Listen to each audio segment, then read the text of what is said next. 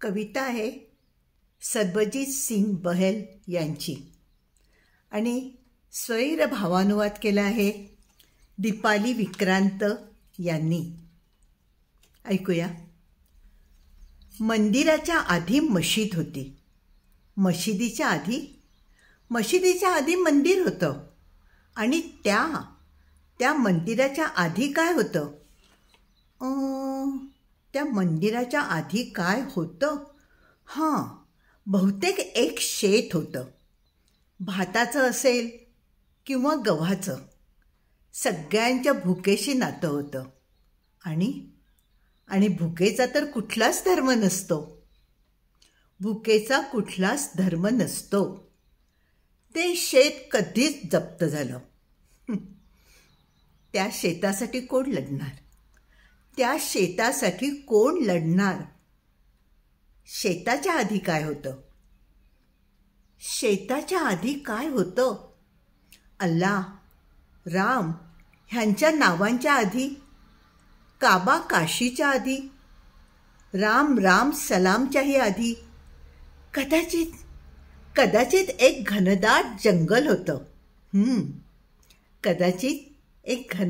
जंगल होतं. जंगलामध्ये सगळं मंगलच होतं. आदम अजून माणूस झाला नव्हता. त्याला आग नव्हती पेटवता येत. आणि आगीचा तर कुठलाच धर्म नसतो. ते जंगल जळून राख झालं.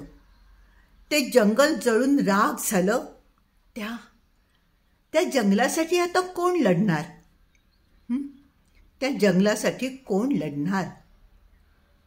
जंगलाच्याही आधी काय होतं? सरसरणारी आकाशगंगा होती. चहूबाजूला फक्त धुसर. तू कुठे होतास? मी कुठे होतो?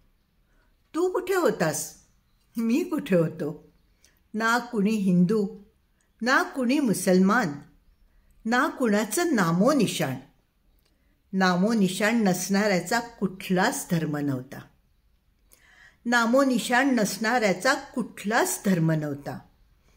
ती आकाशगंगा आता झाली आहे एक प्रार्थना स्थळ.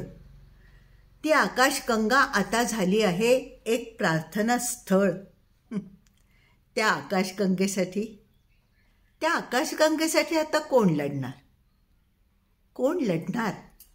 त्या आकाशगंगेसाठी आता कवी आहेत सरबजीत सिंग बहल आणि ह्या कवितेचा स्वैर भावानुवाद केला आहे प्रसिद्ध कवयित्री दीपाली विक्रांत यांनी.